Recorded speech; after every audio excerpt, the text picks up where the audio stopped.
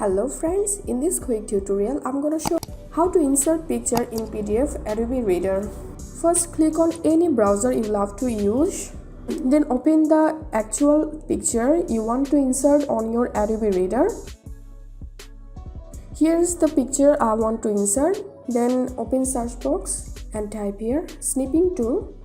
Open the snipping tool and snip this.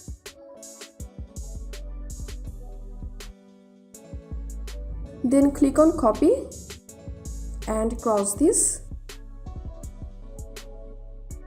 Now open your Adobe Reader. Now click on tools and now click on stamp. Again click on stamp and here, and now click on paste clipboard image as a stamp tool. Click on it.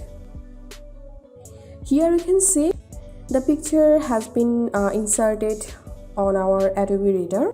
This is how we can resize this picture and positioning the picture. That's it for now. If you benefited a little from this video, then make sure to subscribe this channel. Thank you.